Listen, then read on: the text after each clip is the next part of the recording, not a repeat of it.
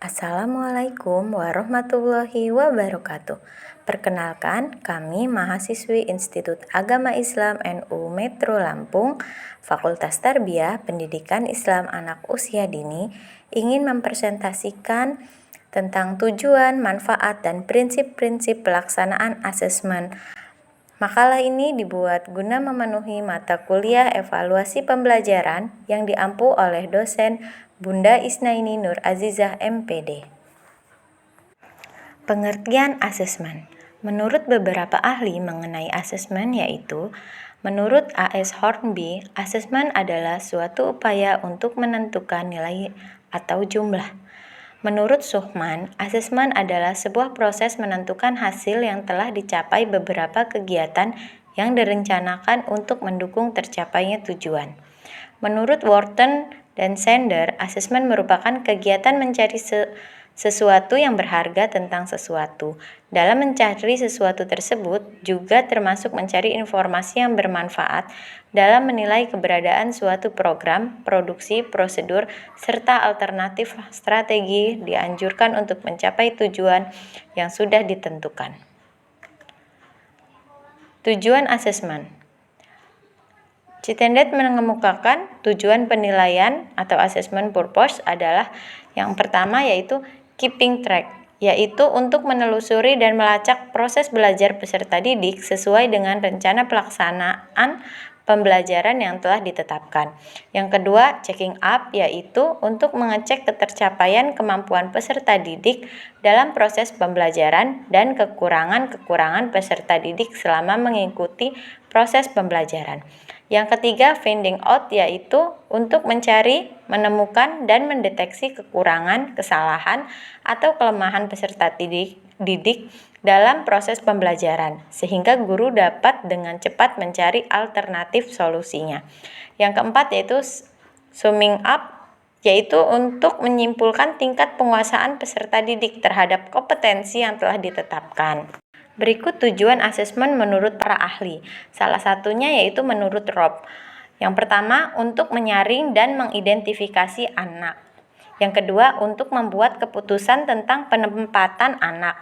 Yang ketiga, untuk merancang individualisasi pendidikan. Yang keempat, untuk memonitor kemajuan anak secara individu. Yang kelima, yaitu untuk mengevaluasi keefektifan program.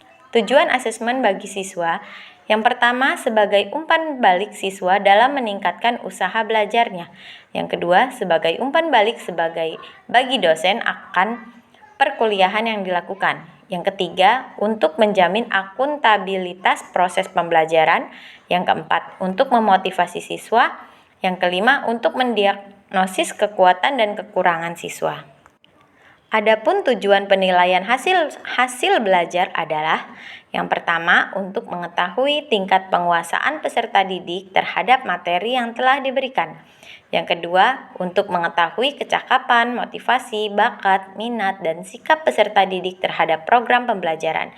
Yang ketiga, untuk mengetahui tingkat kemajuan dan kesesuaian hasil belajar peserta didik dengan standar kompetensi dan kompetensi dasar yang telah ditetapkan. Yang keempat, untuk mendiagnosis keunggulan dan kelemahan peserta didik. Yang kelima, untuk seleksi. Yang keenam, untuk menentukan kenaikan kelas. Dan yang ketujuh, untuk menempatkan peserta didik sesuai dengan potensi yang dimilikinya. Manfaat asesmen, penilaian terhadap suatu program pendidikan akan sangat membantu dalam kegiatan pembelajaran. Penilaian dapat membantu meningkatkan kualitas program maupun kegiatan belajar anak peserta program pendidikan. Bagi guru, penilaian merupakan alat bantu dalam memperbaiki pendidikan dan pembelajaran anak didiknya. Penilaian di taman kanak-kanak bermanfaat untuk mengetahui tingkat perkembangan anak yang dicapai selama proses pembelajaran belajar mengajar dilakukan. Apakah seluruh aspek perkembangan anak berkembang dengan baik atau tidak, guna untuk mencapai tujuan pembelajaran dan pendidikan nasional pada umumnya. Prinsip-prinsip pelaksanaan asesmen. Menurut Paket dan Black, asesmen autentik yang diterapkan pada anak usia dini menggunakan beberapa prinsip. Yang pertama yaitu holistik. Asesmen meliputi seluruh aspek perkembangan anak seperti fisik motorik, sosial, moral, emosional, intelektual, bahasa, dan kreativitas. Yang kedua, autentik.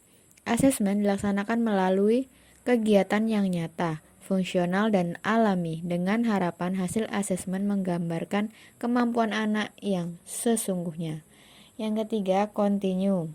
Asesmen dilakukan secara kontinu setiap saat ketika anak melakukan secara harian atau mingguan, tergantung kapan guru memandang saat yang tepat bagi seorang anak untuk dilihat kemampuannya pada aspek tertentu. Yang keempat, individual. Asesmen dilakukan untuk melihat perkembangan setiap siswa secara individual, meskipun mungkin dilakukan saat anak melakukan kegiatan kelompok. Yang kelima, multi sumber dan multi konteks. Asesmen dilakukan pada berbagai konteks. Sebagai contoh, untuk melihat perkembangan motorik halus seorang siswa, guru dapat melihat saat kegiatan menggunting, mewarnai pola, menggambar bentuk, dan menempel. Prinsip-prinsip penilaian di TK. Adapun prinsip-prinsip yang harus diperhatikan dalam melakukan penilaian di taman kanak-kanak. 1. Berpusat pada anak. Penilaian yang dilakukan hendaknya berpusat pada semua aktivitas yang dilakukan oleh anak. Yang kedua, berkesinambungan. Penilaian dilakukan secara berencana, bertahap, dan terus-menerus untuk memperoleh gambaran tentang perkembangan proses belajar anak didik. Yang ketiga, menyeluruh atau keterpaduan. Perubahan perilaku dalam tujuan pembelajaran perlu dicapai secara menyeluruh, baik yang menyangkut pengetahuan, sikap, perilaku, nilai, serta keterampilan. Keempat, lebih mementingkan proses daripada hasil.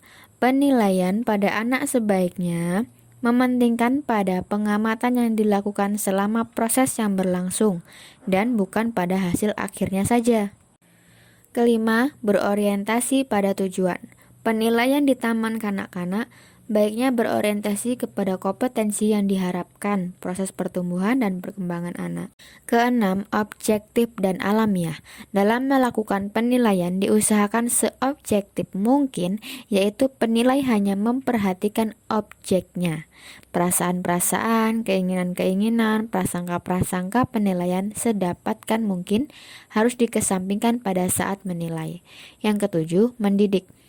Hasil penilai harus dapat digunakan untuk membina dan memberikan dorongan kepada semua anak dalam meningkatkan hasil pertumbuhan dan perkembangan anak. Kedelapan, konsisten dan jujur. Penilai yang dilakukan oleh dua orang penilai akan lebih dapat dipertanggungjawabkan ketika membuat rekomendasi atau menentukan tindak lanjut.